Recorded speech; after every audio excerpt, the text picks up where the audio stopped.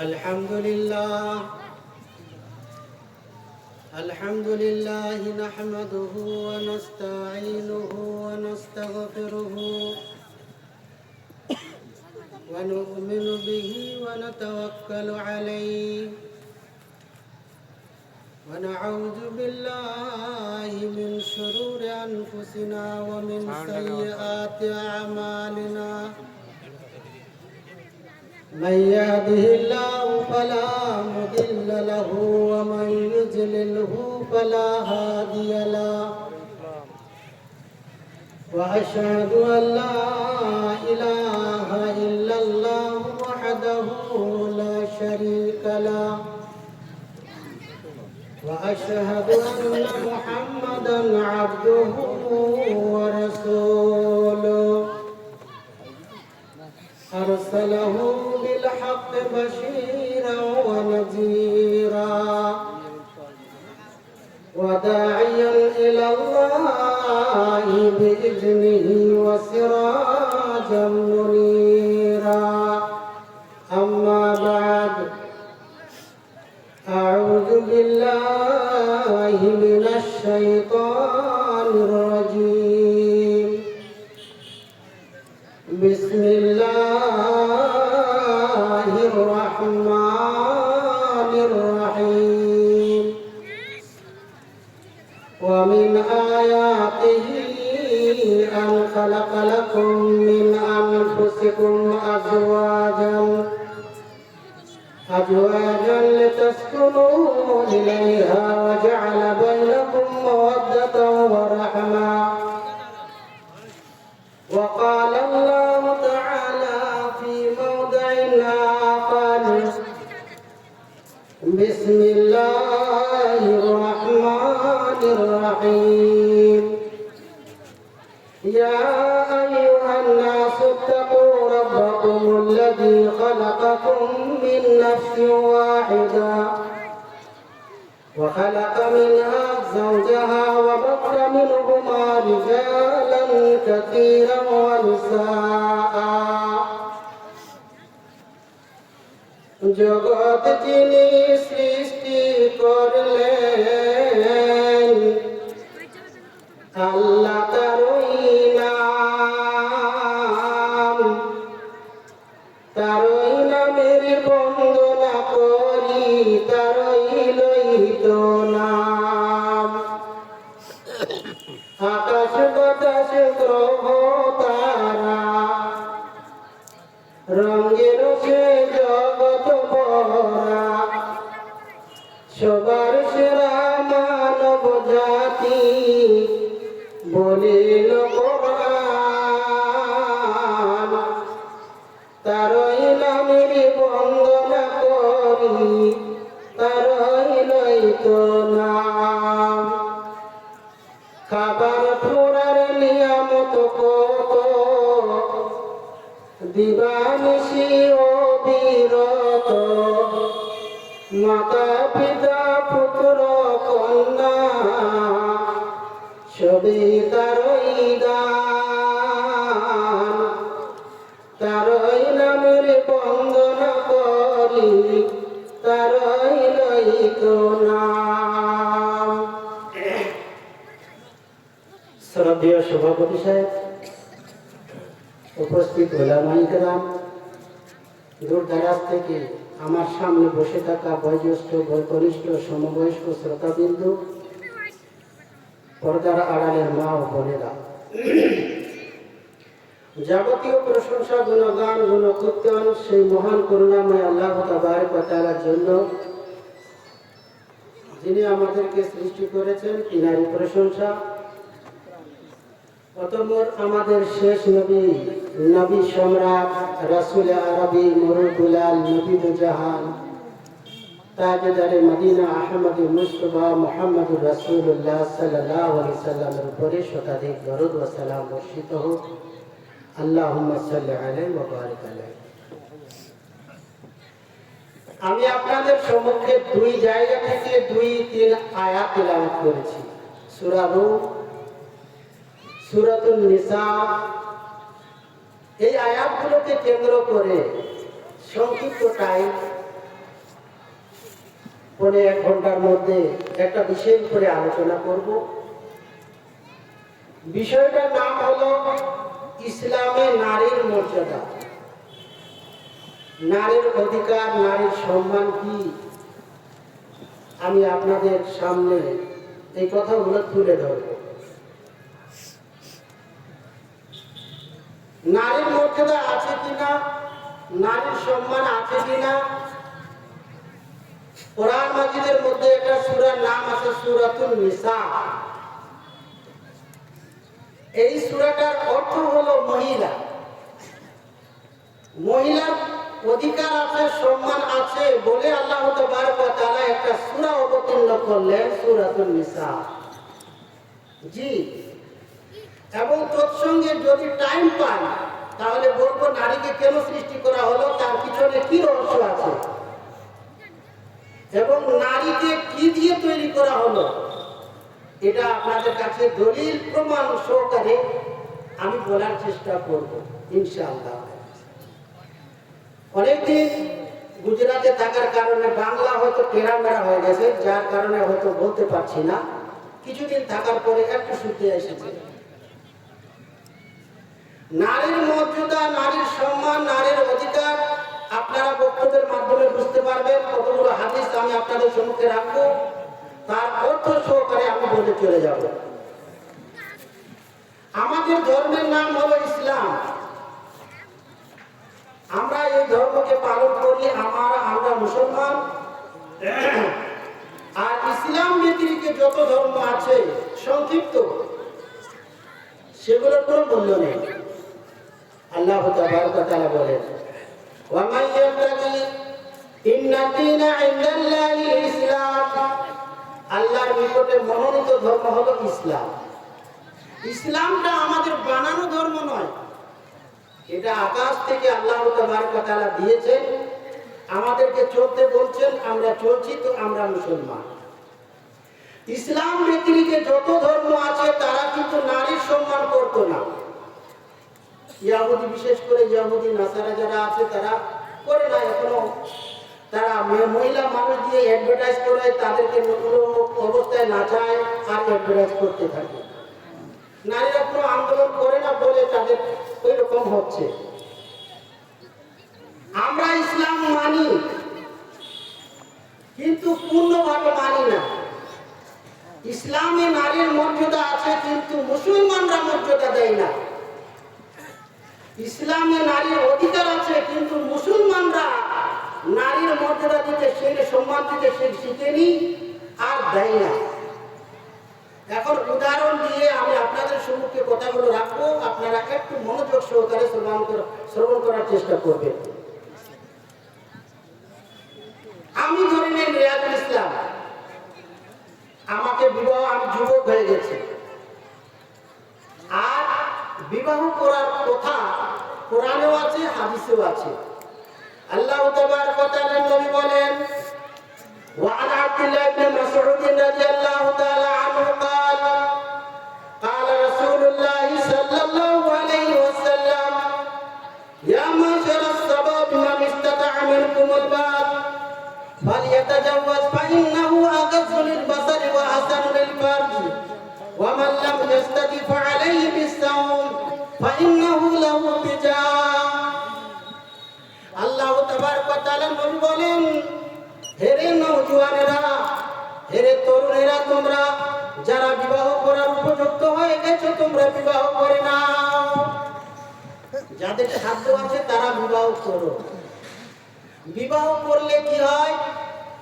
আল্লাহ নবী বলছেন, ফাইন্নাহু আগায্যু লিল বাসারি ওয়া আহসানু লিল ফারজি। আপনার দৃষ্টি নিচে হয়ে যাবে, আর আপনার লজ্জার স্থানের সংরক্ষণ হবে, হেফাজত হবে। এই দুইটা জিনিস আপনাদের উপকারে আসবে। এবার বিবাহ করে নিলাম, মনোযোগ করে, আমার কিন্তু টাইম সংকীর্ণ টাইমের ভিতরে আমাকে নারীর সম্মান কি আছে, আমরা কতটুকু দিতে পারছি, এই কথাগুলো বুঝবার চেষ্টা করব। সম্মানিত উপস্থিতি, আমার বিবাহ হয়ে গেল, যা কিছু আছে সমস্ত কিছু পরে বলা হবে।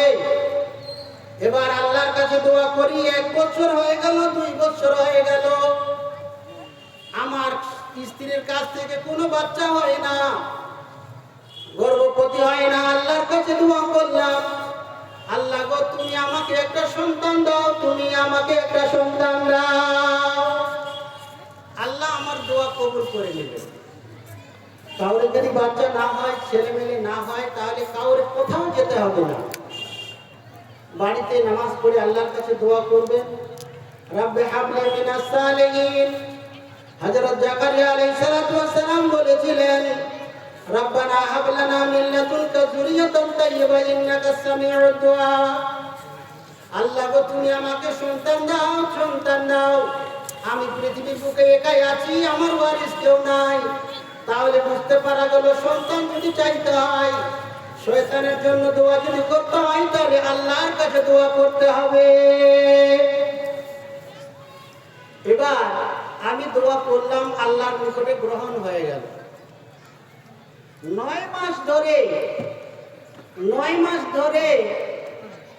মাস 10 দিন পরে একটা বাচ্চা আসলো, যেই বাচ্চাটা একটা মেয়ে, কন্যা জন্মগ্রহণ করলো।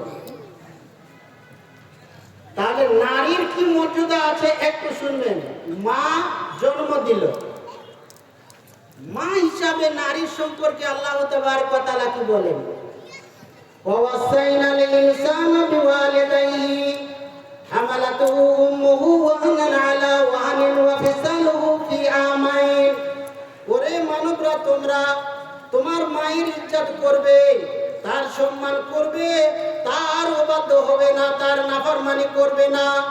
আল্লাহর নবীর নিকটে একটা লোক এসে জিজ্ঞাসা করলেন, ইয়া রাসূলুল্লাহি আরাদতু আন আরজুয়া ওয়া ক্বাদ জিতু আস্তাশীরুকা ফাকালা হাল লাকা মিন উম্মিন কালা নাম কালা ফারজুমুহা ফাইন্নাল জান্নাতা তাহতা রিজলিহা। আল্লাহ রাসূলের কাছে এসে জিজ্ঞাসা করলেন, আল্লাহ রাসূল, আমি যুদ্ধে যেতে চাচ্ছি, আমি সন্ধি করতে যেতে চাচ্ছি, লড়াই করতে যেতে চাচ্ছি, এই জন্য এই ব্যাপারে আপনার কাছে পরামর্শ নেওয়ার জন্য আসলাম। আল্লাহ রাসূল বললেন, তোমার কি মা আছে? জি, আমার মা আছে। আল্লাহ রাসূল বললেন, ফালজুমুহা ফাইন্নাল জান্নাতা তাহতা রিজলিহা। তুমি কোথাও যাবে না, লড়াই করতে যেতে হবে না, সন্ধিতে লড়াই করতে যেতে হবে না, তুমি তোমার মায়ের কাছে যাও, তার সেবা করো, তার যত্ন নাও। ফাইনাল জান্নাত তাহতা রিজলিহা, কারণ মায়ের পদতলেই হলো জান্নাত। জি, মায়ের পদতলেই জান্নাত। এটা নারীর সম্মান, মা হিসাবে নারী। আল্লাহ রাসূলের কাছে একটা লোক এসে বলছেন, ইয়া জারাজুল ইলা রাসূলিল্লাহ সাল্লাল্লাহু আলাইহি সাল্লাম, ইয়া রাসূলুল্লাহি মান আহাqqu বিহুসনি সাহাবাতি কালা উম্মুকা সুম্মা মান কালা উম্মুকা সুম্মা মান কালা উম্মুক সুম্মা মান কালা আবুক। আল্লাহ রাসূল বলুন তো, আমি সুন্দর ব্যবহার দেখাবো, আমি ভালো ব্যবহার দেখাবো, আমি আচ্ছা ব্যবহার দেখাবো, এই ব্যবহারের প্রতি কে বেশি হক রাখে, কে বেশি অধিকার রাখে? বাচ্চা কিন্তু জন্ম হচ্ছে, জন্মের ব্যাপারটা বলছি। আল্লাহ রাসূল বললেন, তোমার মা। তারপরে আবার জিজ্ঞাসা করলেন, তারপরে কে? তখন আল্লাহ রাসূল বললেন, তোমার মা। এই রকম পরস্পর তিনবার বললেন। চতুর্থবারের পর বললেন, তোমার বাবা, তোমার বাবা। এই 3বার বললেন মায়ের ব্যাপারে, তোমার মা। আল্লাহ রাসূল বলছেন, وعن المغيرة رضي الله تعالى عنه قال قال رسول الله صلى الله عليه وسلم إن الله حرم عليكم حقوق الأمهات ووعد البنات ومنع وهات। আল্লাহ রাসূল বলছেন, হে মানুষরা, তোমরা শুনে নাও, তোমাদের উপরে মাতা পিতার অবাধ্য হওয়া, নারীর অবাধ্য হওয়া, মায়ের অবাধ্য হওয়া তোমাদের উপরে হারাম করে দেওয়া হয়েছে। তোমাদের উপরে হারাম। তাদের যত্ন নিতে হবে, তাদের সেবা করতে হবে। কোরআনে বলা হচ্ছে আর হাদিসে বারবার বলা হচ্ছে। আল্লাহ রাসূল বললেন, তোমার মা, তোমার মা, তোমার মা। আল্লাহ তাবারক ওয়া তাআলা বললেন, ওয়াজাতুহু কুরহা ওয়া ওয়াজাতুহু কুরহা। আল্লাহ রাসূল আল্লাহ তাবারক ওয়া তাআলা বলেন ওয়াসাইনাল ইনসানা বিওয়ালিদাইহি হামালাতুহু উম্মুহু ওয়াহানান আলা ওয়াহানিন ওয়া ফিসালুহু ফি আমাইন আনিশকুর লি ওয়া লিওয়ালিদাইহি ওয়া ইলাইয়াল মাসির। মায়ের কত কষ্ট হচ্ছে, এত কষ্ট করার পরে একটা মেয়ে আছে, ছেলের কথা বলছি না, মেয়ে আসলো আমার, মা পেটে করে রাখলো, যখন জন্ম দেয় তখন একটা কষ্ট, 2 বছর ধরে দুধ পালন, হাও লাইনে কামে লাইনে 2 বছর ধরে দুধ পান করায়, তার যা আছে মায়ের সেবা, আমি বলছি না মায়ের সেবা সম্পর্কে বলছি না, কিন্তু নারীর অধিকার হচ্ছে, মা একটা নারী, এই নারীর কথাটা আমি আপনাদের সঙ্গে আলোচনা করছি। তাহলে মা জন্ম দিল এত কষ্ট করে, আর এত কষ্ট করার পরে একটা মেয়ে জন্মগ্রহণ করলো। এবার জন্মগ্রহণ করলো, কিছুদিন পরে 7 দিনে আমরা কিন্তু আকিকা করি। আকিকা করার পরে আকিকায় একটা আমি খাসি দিলাম বা বকরি দিলাম। আল্লাহ রাসূল বললেন কুল্লু গোলামিন রাহিনাতুন আলা আকিকাতিন, প্রত্যেক বাচ্চা রেহেন থাকে তার বাবার উপরে, সে আকিকা করবে। 7 দিনের পরে আমি আকিকা করতে আরম্ভ করলাম। একটা বড় খাসি কিনে নিয়ে আসলাম আমার টাকা দিয়ে, শ্বশুরের টাকা দিয়ে নয়। আমি খাওয়াবো, আমি এই মাংসগুলো বিলি করে দেব। ওই আকিকা করার কারণে সব কিছু করলাম। আকিকা হলো, তার আগে যা খরচা আছে, ডাক্তার মাস্টার যতগুলো খরচা আছে, এই বাচ্চাটার জন্য আমি করলাম। বাচ্চাটা হলো, আর হওয়ার পরে আমি 7 দিনে আকিকা করলাম। আল্লাহ তাবারক ওয়া তাআলা নবী বলেন কুল্লু মাউলুদিন ইউলাদু আলা ফিতরাতিল ইসলামি ফাআবাওয়াহু ইউহাবিদানিহি ওয়া ইউনাসসিরানিহি ওয়া ইউমাজ্জিসানিহি। প্রত্যেক বাচ্চা যখন জন্মগ্রহণ করে তারা ইসলামের উপরেই জন্মগ্রহণ করে, কিন্তু তার পিতা মাতারা তাকে ইহুদি বানিয়ে দেয়, বিড়িখোর বানিয়ে দেয়, পূজারক বানিয়ে দেয়, অগ্নি পূজক বানিয়ে দেয়, ইহুদি নাসারা বানিয়ে দেয়। এটা পিতা মাতার উপরে যায়। আল্লাহ রাসূল বলছেন মান ওয়ালাদাহু ওয়ালাদুন ফালিউসিন ইসমাহু ওয়া আদাবাহু ফাইদা বালাগা ফালিজাবিজহু ফাইন আসাবা ইসমান ফাইন বালাগা ওয়া লাম ইজাবিজহু। যদি এইরকম বাচ্চা হয়ে যায়, আল্লাহ তাবারক ওয়া তাআলা নবী বলেন তার ভালো দেখে একটা নাম রাখো। মারিয়াম রেখে দিলাম। আমার মেয়েটার নাম উম্মে হাবিবা, আমি মেয়েটার নাম রেখে দিলাম মারিয়াম। এই মারিয়ামকে ছোটবেলা থেকে আমি কষ্ট করে লালন পালন করে একদম বড় করে তুলছি। আমি আপনাদের কাছে ফয়সালা নিব যে এটা ন্যায্য কি বন্যায্য। এই নারীদের উপরে যে নির্যাতন করা হচ্ছে, তাদের অধিকার দেওয়া হচ্ছে না। হাজী সাহেব হজ করতে চলে যাচ্ছে, ছেলে মেয়েদেরকে, ছেলেগুলোকে সব লিখে দিয়ে চলে গেল, তার হজটা কি হবে? আপনারা নিজে, আমি আপনাদের কাছে মুহা নিচ্ছি না, যেহেতু আমি বড় বক্তা নয়। হাজী সাহেব চলে গেল, সমস্ত জমি লিখে দিল। মান কাতা মিরাসা ওয়ারিসি কাতা আল্লাহু মিরাসা ওয়ারিসি ইয়াউমুল কিয়ামাহ। যদি কাউর মানে এইরকম অংশ নিয়ে নেয় আর ছেলেকে লিখে দিয়ে দেয়, কিয়ামতের দিনে তার কিছুই হবে না। তো এইরকম যদি কেউ করে থাকে মেয়েদের উপরে, যা হচ্ছে আমি আপনাদের কাছে তুলে ধরছি, আপনারা ন্যায্য বিচার করে আমাকে ফয়সালা দেবেন। আমি মানুষ করলাম, 4 বছর হয়ে গেল। আমি আমার স্ত্রীকে বলছি এই মেয়েটাকে স্কুলে ভর্তি করতে হবে। বলছে ঠিক আছে, টাকা পয়সা কিছু জড়ো হয়ে গেছে, স্কুলে ভর্তি করে দিলাম। ভর্তি করার পরে তারপরে পড়তে আরম্ভ করলো, টিউশন দিতে হবে, সমস্ত কিছু বহন করলাম। বন্ধুরে আমার, এই রকম করতে করতে মাধ্যমিক দিয়ে দিল আমার মেয়েটা, আইএ বিএ দিয়ে দিল, বিএড টিএড যতগুলো আছে সমস্ত কিছু করিয়ে দিলাম। এবার ওর বয়স হয়ে গেল 18 বছর বা 19 বছর। তখন আমরা দুইজনে চিন্তা ভাবনা করছি, মেয়ে মানুষ তো বাড়িতে রাখা যায় না, বাড়িতে রাখার চিজ নয়, তাকে অন্যর কাছে বিবাহ দিতে হবে, তাহলে তারা শান্তিতে থাকবে। জি, এখন আপনার এখানে আব্দুল সাত্তার আছে, আমি রাজুলের, আমার মেয়ে আব্দুল সাত্তারের ছেলের সঙ্গে বিবাহ দিব, আমার কিন্তু এরকম চলছে।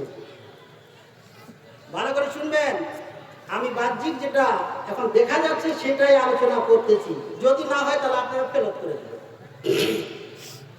এবার একটা মাধ্যম দিয়ে একটা মানুষকে, বাদিয়ারা বলে আইবারি আর আমরা বলি কারওয়া বা দালাল, দালালকে পাঠিয়ে দিলাম, যাও তো তুমি আব্দুল সাত্তারের বাড়িতে যাও, ওই তার যদি ছেলেটা যদি আমার মেয়ের সঙ্গে বিবাহ করে আমরা প্রস্তুত আছি, তার কাছে যে তুমি বলো তারা আসবে কিনা আমার বাড়িতে, তারা রিশতা করবে কিনা, সম্বন্ধ করবে কি করবে না।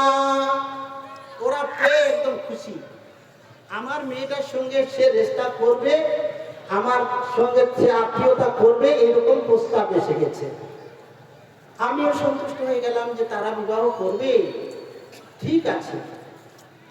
তারপরে আবার কিছুদিন পরে ওই মধ্যম মানুষটা, কারওয়াটা বা আইবেরিটা একটা প্রস্তাব নিয়ে আসে, বলছে কি বাবা রে, তুমি তো তার সঙ্গে মেয়েটা দিবে, কিন্তু তারা বলছে 3 লাখ টাকা লাগবে। ওরে বন্ধুরে আমার, এতদিন ধরে আমি স্কুলে পড়ালাম, তাকে আইয়ে বিয়ে সব কিছু করলাম, সব কিছু দিয়ে দিলাম, দেওয়ার পরে একটা পুরুষের হাতে থামিয়ে দেব, ওখান থেকে তার প্রস্তাব আসছে 3 লাখ টাকা দিতে হবে। এই টাকাটা দিব কেন? আমি কি অন্যায় করলাম?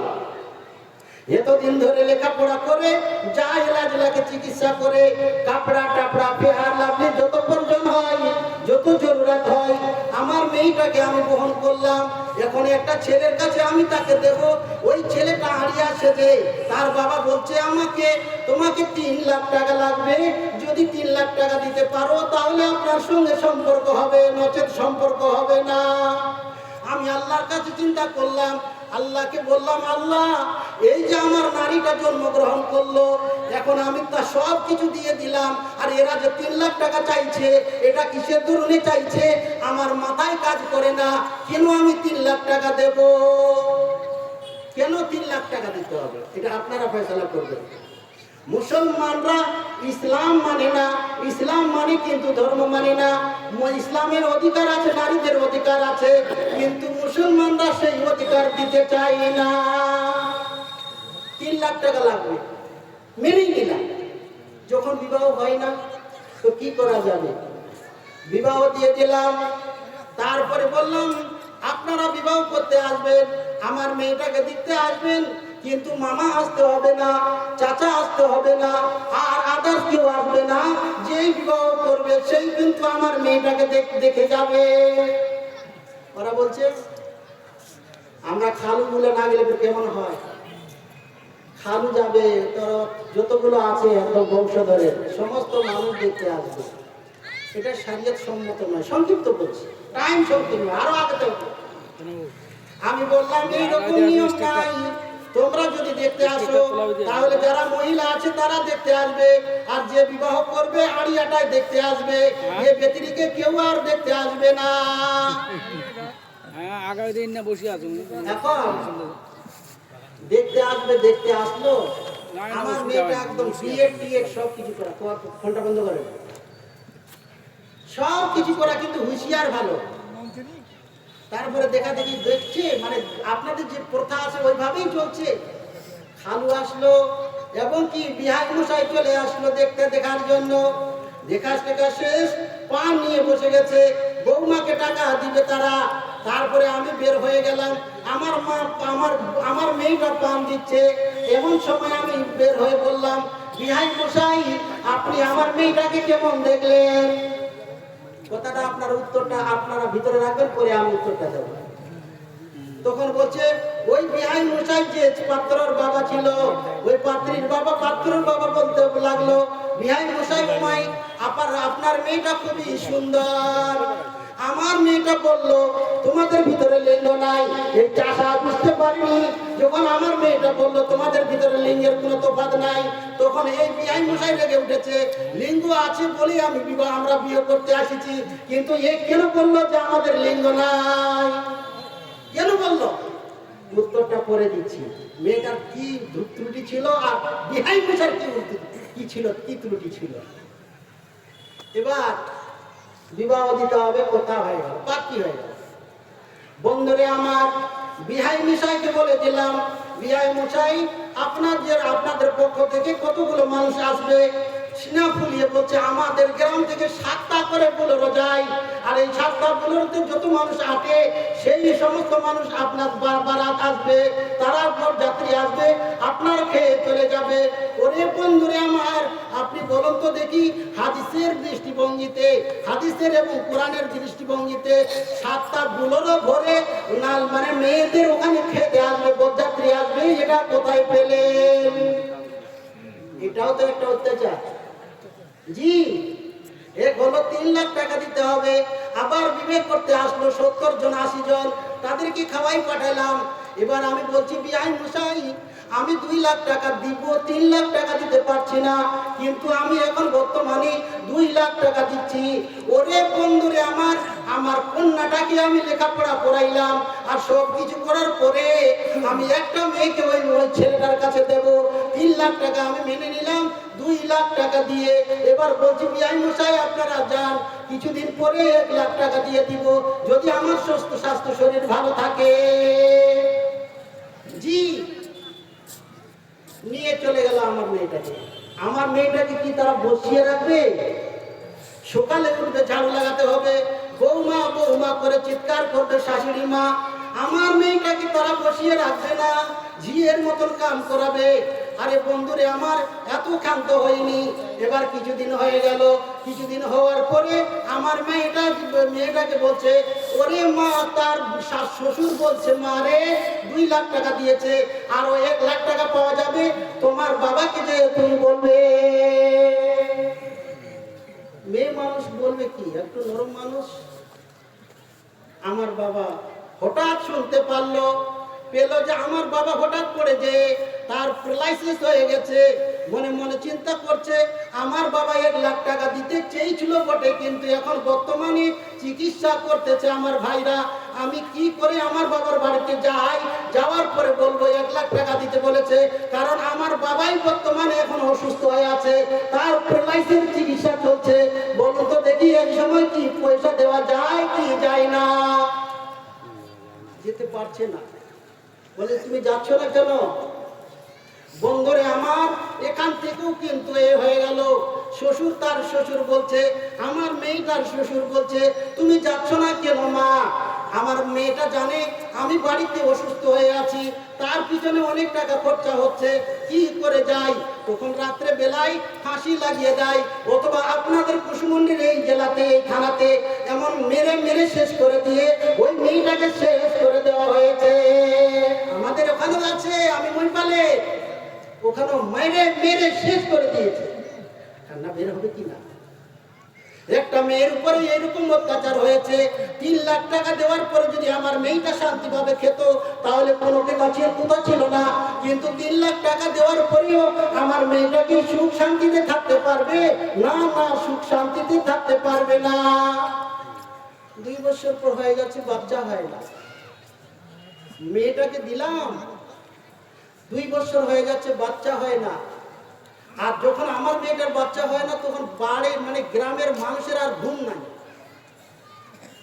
বৌমাকে জিজ্ঞাসা করছে, কেন গে তোমার কেন বাচ্চা হয় না? তখন তার শাশুড়ি মাকে, অর্থাৎ পুত্রের মাকে বলছে, বাবা রে, তোমার এতদিন হয়ে গেল, তোমার বাড়িতে কোনো বাচ্চা হয় না, কোনো বাচ্চা হয় না। এইরকম করতে করতে মেয়েটা কিন্তু আর সহ্য করতে পারে না। তখন বাবাকে যাই বলল, বাবা আমার বাচ্চা হয় না, আমার একটু চিকিৎসা করাতে হবে, আমার স্বামীর দোষ আছে না আমার দোষ আছে? কারণ গ্রামের মেয়েদের কোনো ঘুম হয় না, আমাকে টচিং করতে থাকে। ওরে বন্ধুরে আমার, আমার মেয়েটা বাচ্চা 2 বছর হতে দিতে পারেনি, যার কারণে এত কটাক্ষ করতেছে, মজাক করতেছে, তাকে অনেক কিছু কথা শুনতে হচ্ছে। চিকিৎসা করা হলো, আমার মেয়েটার কোনো দোষ নাই, ওই ভেড়াটারই দোষ আছে। তখন কিন্তু শাশুড়ি মা চুপ হয়ে গেছে। ওরে বন্ধুরে আমার, এইরকম নীতি চলছে আপনাদের দিকে, নারীদের উপরে এইরকম অবস্থা করা হচ্ছে।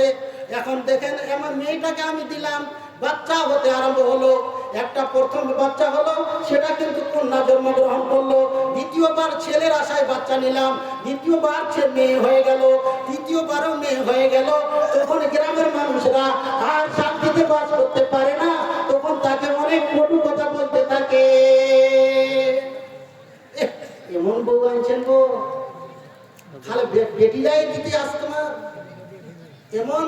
জেনবো থাকতে পারে? আল্লাহ তাবারক ওয়া তাআলা বলেন লিল্লাহি মুলকুস সামাওয়াতি ওয়াল আরদ ইয়াখলুকু মা ইয়াশা ইয়াহাবু লিমান ইয়াশা ইনাসা ওয়া ইয়াহাবু লিমান ইয়াশা যুকুরা। আল্লাহর রাজত্ব, আল্লাহ যা চান সৃষ্টি করেন, যাকে চান তাকে কন্যা দান করেন, যাকে চান তাকে পুত্র দান করেন। আউ জাবিজুহুম যুকুরান ওয়া ইনাসা, এবং যাকে চান তাকে পুত্র এবং কন্যা দুটাই দান করেন, এবং যাকে চান তাকে বাঁধ করে রেখে দেন, তার বাচ্চা হবে না। এটা আল্লাহর শক্তি। একবার বাচ্চা দিল, মেয়ে দিল, দ্বিতীয়বার মেয়ে দিল, তৃতীয়বার মেয়ে দিল, চতুর্থবারে মনে মনে করছে এবার হয়তো ছেলে হতে পারে। তারপর তখন ওই মেয়েটাকে আমি নিয়ে গেলাম, আমার খরচাপাতি দিয়ে আমি গঙ্গারামপুরে হাসপাতালে নিয়ে গেলাম। যখন ফোন আসলো এইবারও মেয়েটা কিন্তু মেয়ে, এইবারও বাচ্চাটা কিন্তু মেয়ে জন্মগ্রহণ করেছে। বাড়িতে ফোন করলাম, কি জন্মগ্রহণ করেছে? শাশুড়ি মা বলছে এবারও কিন্তু মা মেয়ে জন্মগ্রহণ করেছে। ওরে বন্ধুরে আমার, ওই মেয়েটাকে ছেড়ে দিয়ে চলে এসে গেছে। আর শাশুড়ি মা বলছে এর তো আর বেটা ছেলে হবে না, পুত্র জন্ম দিতে পারবে না। পুত্র দেওয়া আর নারী দেওয়া, নারী জন্ম করা, এটা কি আমাদের কাজ না আল্লাহর কাজ? আমার মেয়েটার কোনো ভুল নাই। বন্ধুরে আমার, এইরকম নারীদের সম্পর্কে, নারীদের ব্যাপারে নির্যাতন করা হচ্ছে। ওই মেয়েটা আমার আর সহ্য না করতে পেরে সেখানে মেয়েটাকে ছেড়ে চলে এসেছে, ওই ছেড়ে চলে এসেছে। আর আমি জিজ্ঞাসা করলাম বাচ্চাটা কোথায়? বলছে এইবারও কিন্তু আমার মেয়ে জন্মগ্রহণ করেছে, আমি কিন্তু আর শ্বশুর বাড়িতে যেতে পারছি না। বন্ধুরে আমার, আল্লাহ তাবারক ওয়া তাআলা বলছেন ওয়াইদাল মাউউদাতু সুইলাত বিআইয়ি জামবিন কুতিলাত। এই ছোট ছোট মেয়েদেরকে সেই সময় পুঁতে দেওয়া হয়, মেরে ফেলা হয়। ওই সমস্ত গার্জিয়ানকে ডেকে নেওয়া হয় যারা কন্যাকে মেরে দিয়েছে। লা তাকতুলু আওলাদাকুম মিন খাশিয়াতি ইমলাকিন, তোমাদের সন্তান মেয়ে হোক কন্যা হোক তাদেরকে তোমরা হত্যা করিও না, খাওয়াবার ভয়তে, পোড়াবার ভয়তে। আমি তোমাদেরকেও খাওয়াচ্ছি, তাকেও কিন্তু খাওয়াবো। ওরে বন্ধুরে আমার, এই যে মেয়েটা জন্মগ্রহণ করলো, এখন আর শান্তিতে থাকতে পারে না। মেয়ে হলো বলেই এইরকম অত্যাচার হতে আরম্ভ করলো। আল্লাহ তাবারক ওয়া তাআলা বলছেন ওয়াইদাল মাউউদাতু সুইলাত বিআইয়ি জামবিন কুতিলাত। ওই গার্জিয়ানদেরকে যারা কন্যাদেরকে হত্যা করেছে তাদেরকে উপস্থিত করা হবে। আর যেই সমস্ত নারী মেয়েদেরকে বাল্যকালে জ্যান্ত অবস্থায় মাটিতে পুঁতে দেওয়া হয়েছে, ডাক্তারের এলাজ দ্বারা, চিকিৎসা দ্বারা মেরে দেওয়া হয়েছে, ওই সমস্ত বাচ্চাদেরকে, কন্যাদেরকে একত্রিত করা হবে। এবার সবাই এদিক দিয়ে গার্জিয়ানকে, আব্দুল সাত্তার তুমি তোমার মেয়েটাকে কেন এরকম হত্যা করেছিলে?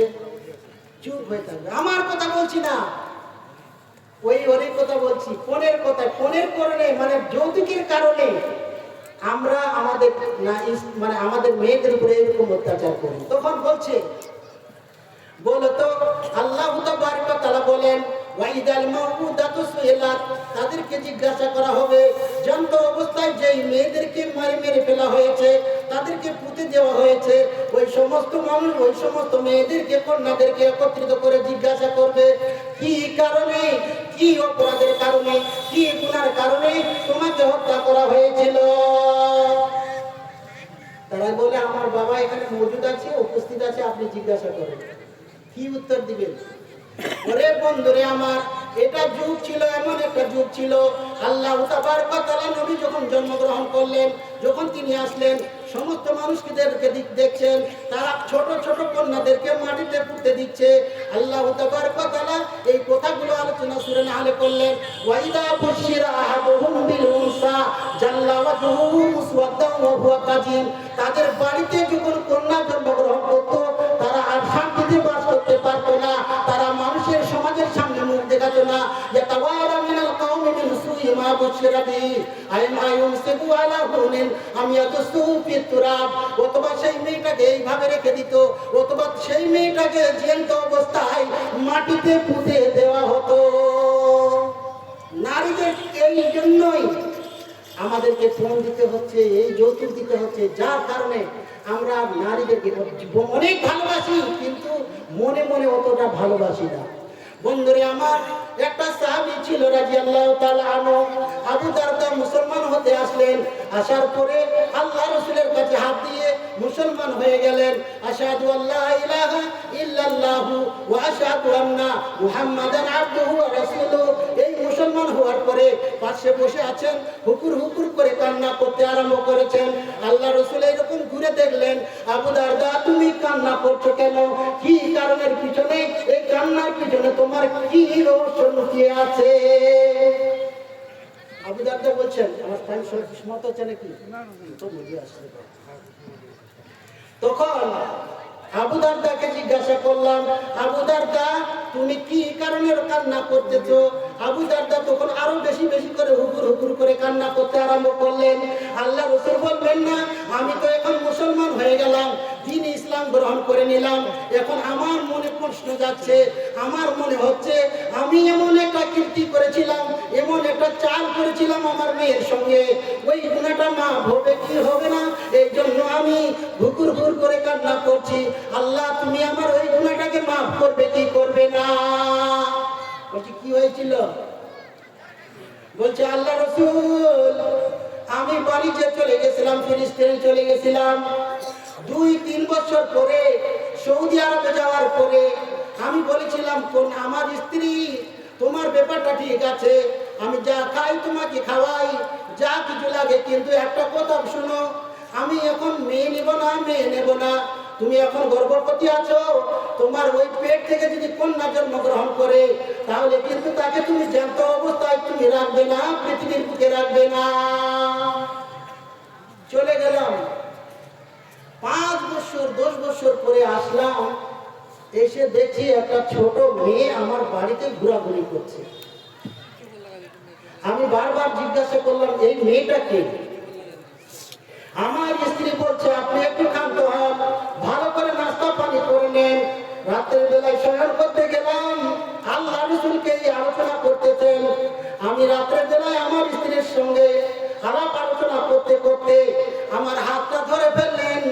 ধরে ফেলার পরে বলছেন, আমি মা মানুষ, আমি আপনি যেটা অর্ডার করে গেছিলেন, আপনি যেটা হুকুম দিয়ে করে গিয়েছিলেন যে আপনার যদি কন্যা জন্মগ্রহণ করে, আমার পেট থেকে যদি জন্ম হয় কন্যা, তাহলে আমি মেরে ফেলবো, এইরকম আপনি বলে গেছিলেন। কিন্তু আমি মা মানুষ, আমি কিন্তু মারতে পারিনি। এই যে ছোট্ট মেয়েটা তোমার বাড়িতে ঘোরাঘুরি করছে, এটা কিন্তু তোমারই মেয়ে, তোমারই মেয়ে। وَإِذَا بُشِّرَ أَحَدُهُم بِالْأُنثَىٰ ظَلَّ وَجْهُهُ مُسْوَدًّا وَهُوَ كَظِيمٌ। তাদেরকে যখন সুসংবাদ দেওয়া হতো, তাদেরকে যখন সংবাদ দেওয়া হতো তোমার বাড়িতে কন্যা জন্মগ্রহণ করেছে, এই মানুষটা তখন আর সমাজে মুখ দেখাতো না। স্বামীগণ, আমি কিন্তু তাকে যে যত অবস্থায় পুঁতে দিতে পারিনি। এই যে বাচ্চাটা, মেয়েটা, কন্যাটা বাড়িতে ঘোরাঘুরি করছে, এটা কিন্তু তোমার এই কন্যা। আল্লাহ রাসূল আর কি বলবো, এমন একটা সময় আসলো, আমি বললাম আমার স্ত্রীকে, তুমি রাজিয়াকে বা আমার মেয়েটাকে তুমি সুন্দর করে সাজিয়ে দাও। আমার স্ত্রী তাকে সুন্দর করে হেয়ার লাভলি মাখিয়ে এবং ফিতা ফিতা দিয়ে তার মাথার চুলগুলো কাটিয়ে সমস্ত কিছু করে দিল। আব্বা আব্বা করে চিৎকার করতেছে আমার মেয়েটা। আমার কিন্তু মনে মনে গরম হয়ে যাচ্ছে, কেন আমার বাড়ি থেকে জন্মগ্রহণ করলো। এবার ছেলেরা তো ছেলেরা বেশিরভাগ মেয়ে তো ভালোবাসে, কিন্তু পরিস্থিতি এরকম করাচ্ছে যার কারণে মেয়েদের সম্মান থাকছে না। বলছিলাম, এবার মেয়েটাকে নিয়ে যাচ্ছে, জঙ্গলের দিকে চলে যাচ্ছে। আমার কথা বলছি না, ওই সৌদি আরবের আল্লাহ রাসূল যখন জন্মগ্রহণ করেছিলেন তখন তারা নিজের কন্যাদেরকে এইরকম কারণে তারা হত্যা করে দিত। আমি আলোচনা করছি না, কোরআনে আলোচনা করা হচ্ছে। ওয়াইদা বুশিরা আহাদুহুম বিল উনসা জাল্লা ওয়াজহুহু মুসওয়াদান ওয়া হুয়া কাযীম ইয়াতাওয়ারা মিনাল কওমি মিন সুই মা বুশিরা বিহি।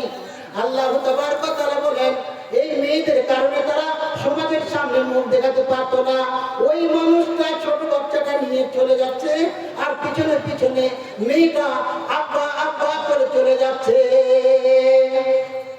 জি, আব্বা কোথায় যাবে, কোথায় যাবে আব্বা?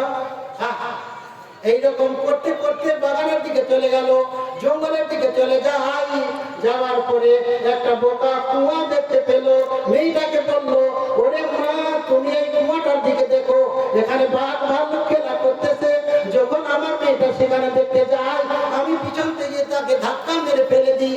মেয়েটা চিৎকার করতে আরম্ভ করলো, আব্বাজান হয়তো আপনি আমার জন্য সম্মান পাচ্ছেন না, আপনাকে একটু শরম লাগছে, আমাকে তুমি উঠিয়ে নাও, আমি অন্য দেশে চলে যাব, তবু আমার ভালো হবে, কিন্তু আব্বাজান তুমি আমাকে উঠিয়ে নাও, আমাকে উঠিয়ে নাও। তারপরে আমার দিলটা এত শক্ত হয়ে গেল, একটা বড় ধরনের পাথর নিয়ে আসলাম, আসার পরে ওই কুয়াটার মুখে মেরে দিলাম। আমার মেয়েটার কাল্লাটা চুরচুর হয়ে গেল, আমার কিন্তু রকম হলো না। এখন ইসলাম কবুল করলাম। আল্লাহ রসুল বলুন তো, ওই যে কীর্তি কলাপ করেছিলাম মেয়েটার সঙ্গে, ওই গুনাহগুলো আমার ক্ষমা হবে কি হবে না? আল্লাহ রাসূল বললেন, তুমি যখন ধর্ম গ্রহণ করেছো, ইসলাম গ্রহণ করেছো, আল ইসলামু ইয়াদু মা কানা ক্বাবলাহু, ইসলাম গ্রহণ করার পরে পূর্বে যতগুলো গুনাহ হয়ে গেছে তা তোমার সমাপ্ত হয়ে গেছে, মাফ হয়ে গেছে, আর তোমার চিন্তা করার দরকার নেই। বুঝতে পারলেন? এবার ওই মেয়েটা 5টা বাচ্চা জন্মগ্রহণ দিল, তার সঙ্গে কি আচরণ হবে? বন্ধুরে আমার, ভালো করে তাদেরকে দেখাশোনা করে না, পুরো সময় মার দেই। ওই এত 3 লাখ টাকা দেওয়ার জন্য 1 লাখ টাকা না দেওয়ার কারণে আমার মেয়েটাকে আর ভালো করে দেখতে পারি না। এখন মানে কোথায় কোথায় তার ভুল ধরে। একদিন হয়েছে একটু নুন হয়নি, তরকারিতে নুন না হওয়ার কারণে আমার মেয়েটাকে এমন মেরেছে একদম বলা আর প্রকাশ করতে পারছি না। আল্লাহ তাবারক ওয়া তাআলা নবী বলছেন, নারীদের অধিকারে, ওরে পুরুষরা তোমরা শুনো, তোমরা যখন বিবাহ করে নেবে, বিবাহ করার পরে আল্লাহ তাবারক ওয়া তাআলা নবী বলছেন, একটা লোক এসে জিজ্ঞাসা করছেন, ইয়া রাসূলুল্লাহ মা আকুল জাওজাতি আদা আলাইহি, আমাদের উপরে নারীরা কি হক রাখে, কি অধিকার রাখে আপনি বলেন। আল্লাহ রাসূল বললেন, আনতুতি মাহা ইযা তাইমতা ওয়া তাকসুহা ইযা কাতাইতা ওয়া লা তাজরিবিল ওয়াজহা ওয়া লা তুকাব্বি ওয়া লা তা'বুদ ইল্লা ফিল বাইতি। শুনো শুনো, আমি তরুণদেরকে বিবাহ করার নির্দেশ দিয়েছি, তারা ঈমানকে পূর্ণ করার জন্য বিবাহ করে নেবে। ওরে তরুণরা, তোমরা যখন বিবাহ করে বাড়িতে আনলে একটা কথা তোমরা স্মরণে রাখবে, এই কথাটা স্মরণে রাখবে যে মা আকুল জাওজাতি আদনা আলাইহি, আল্লাহ রাসূলকে জিজ্ঞাসা করছেন, আল্লাহ রাসূল আমাদের উপরে নারীরা কি হক রাখে, কি অধিকার রাখে? আল্লাহ রাসূল বললেন, আনতুতি মাহা ইযা তাইমতা ওয়া তাকসুহা ইযা কাযাইতা ওয়া লা তাজরিবিল ওয়াজহা ওয়া লা তুকাব্বি ওয়া লা তা'বুদ ইল্লা ফিল বাইতি। তুমি যা খাবে তাকে তুমি খাওয়াবে, তুমি যা পরবে ওই রকম মানে মূল্যবান কাপড় তুমি পরিধান করাবে, লেকিন একটা কথা শুনে রাখো, কোনোদিন তার গালে প্রহার করবে না। আর আমরা এমন ভাবে তাকে বেইজ্জতি করতে চাই। আল্লাহ রাসূল বললেন, ওয়ালা তুকাব্বি, কোনদিন তো তাকে তুমি অশ্লীল ভাষা বলে গালি দেবে না, গালি গালাজ করবে না। তাকে যদি ডাকানো হয়, তাকে যদি শাসন করার হয়, তাহলে দুনিয়ার লোকের সামনে তাকে শাসন তোমরা করবে না, বাড়িতেই কিন্তু শাসন করবে। ওগুলো হলে পুরুষ জাতি কোরআনে ফরমান, তোমাদের নারী যদি হয় না ফরমান, নানান প্রকারে তুমি বুঝাইবে তারে, না বুঝিলে বিছানাতে দেও আলাপ করে। এই 2 উপায় যদি ঠিক নাই হয়, আদরের মার তারে কিছু মারা চাই, অযথা মারিলে মার আল্লাহ নারাজ হইবে, কিয়ামতের কোটে আল্লাহ হিসাব কষিবে। মিয়া বিবি মিলে মিশে চালাতে সংসার, নইলে ইও পরকাল হবে সরকার। আল্লাহ রাসূল বললেন, বিবাহ করার পরে তোমরা যদি দেখো তোমার নারী এইরকম করতেছে, এইরকম চাল করতেছে, ওরে বন্ধুরে আমার, ওই নারীর ব্যাপারে আল্লাহ তাবারক ওয়া তাআলা বলছেন, ইয়া আইয়ুহান নাসু তাকু রাব্বাকুমুল্লাযী খালাকাকুম মিন নাফসিন ওয়াহিদা ওয়া খালাকা মিনহা যাওজাহা ওয়া বাত্তা মিনহুমা রিজালান কাসীরান ওয়া নিসাআ। ওরে ঢেপা, তুই যে বিয়ে করতে যাচ্ছিস, এটা আর কেউ নয়, তোমার অঙ্গ থেকে তৈরি করা হয়েছে, এই নারী তৈরি করা হয়েছে তোমার হাড্ডি দিয়ে। আল্লাহ তাবারক ওয়া তাআলা বলেন, ওয়া মিন আয়াতিহি আন খালাকা লাকুম মিন আনফুসিকুম আজওয়াজান লিতাসকুনু ইলাইহা ওয়া জাআলা বাইনাকুম মাওয়াদ্দাতান ওয়া রাহমা। ওরে পুরুষ, যে মেয়েটাকে তুমি বিবাহ করতে যাচ্ছ, একটা কথা শুনে রাখো, এই মেয়েটাকে তোমার হাড্ডি দিয়ে তৈরি করা হয়েছে। আল্লাহ নবী বলেন, ওয়া আবু হুরায়রা রাদিয়াল্লাহু তাআলা আনহু قال قال رسول الله صلى الله عليه وسلم استوصوا بالنساء خيرا فإن বলেন ওয়া ইন্না আ'ওয়াজু মা ফি জিলাই আলাহু ফা ইন যাহাতা তুকিমাহু কাসারতাহু ওয়া ইন তারাকতাহু লাম ইয়াজাল আ'ওয়াজু ফাস্তামসু বিন নিসা। ওরে পুরুষরা, তোমরা যে বিবাহ করছো, তোমার শুনে নাও, এটা তোমাদের অঙ্গ। আল্লাহ তাবারক ওয়া তাআলা আদমকে যখন বানিয়েছিলেন আর বললেন তোমরা জান্নাতে, তুমি জান্নাতে থাকো, এবার আদম কিন্তু আর শান্তিতে থাকতে পারে না, কোথাও আশ্রয় পায় না, কোথাও শান্তি পায় না। আল্লাহ তাবারক ওয়া তাআলা তার বেকারটি দিয়ে, পাঁজর দিয়ে আর হাওয়া আলাইহিস সালাতু ওয়াস সালামকে সৃষ্টি করে দিলেন। যাকে আমরা বিবাহ করছি, এটা কিন্তু আমাদেরই অঙ্গ। আল্লাহ তাবারক ওয়া তাআলা বলেন ওয়া মিন আয়াতিহি আন খালাকা লাকুম মিন আনফুসিকুম আজওয়াজান লিতাসকুনু ইলাইহা। তোমার বেকারটি দিয়ে তৈরি হয়েছে, এটা হাদিসে প্রমাণ হলো। আল্লাহ তাবারক ওয়া তাআলা বলেন সূরা রুমে, ওরে মানুষ, তোমার স্ত্রীকে তোমার থেকে তৈরি করা হয়েছে তোমার শান্তির লাভের জন্য, তোমাকে শান্তি দেবে, তোমাকে আরাম দেবে, এই জন্য তোমার কাছ থেকে তোমার নারীকে তৈরি করা হয়েছে। একটু ভুল হলো, একদম মাটামারি। আল্লাহ তাবারক ওয়া তাআলা বলেন ওয়াল্লাতী তাখাফুনা নুশুজাহুন্না ফাইযুহুন্না ওয়াযুরহুন্না ফিল মাজাজি ওয়াজরিবুহুন্না ফাইন আতানাকুম ফালা তাবতাগু আলাইহিন্না সাবিলা। ওরে পুরুষরা, তোমরা যারা বিবাহ করেছো শুনে নাও, যদি তোমাদের স্ত্রী একটু দুষ্টামি করবে, তাকে সঙ্গে সঙ্গে বুঝবার চেষ্টা করবে, ধারাধীর মার দেওয়ার চেষ্টা করবে না। মারলে সম্পর্ক ছুটে যায়, এটা নিয়ম শিখিয়ে দিলেন। বক্তা হয়তো এসে গেছেন, আমার টাইম আছে, আমি আর বেশি না বলে আমি যতটুকু পারলাম নারী বা মহিলা সম্পর্কে, অধিকার সম্পর্কে, সম্মান সম্পর্কে আমি আলোচনা করলাম। আল্লাহর কাছে দোয়া করি, আল্লাহ যেন আমাদেরকে সকলকে কোরআন হাদিসের উপরে আমল করার শক্তি দান করেন। সকলে বলুন আল্লাহুম্মা আমিন। আসসালামু আলাইকুম।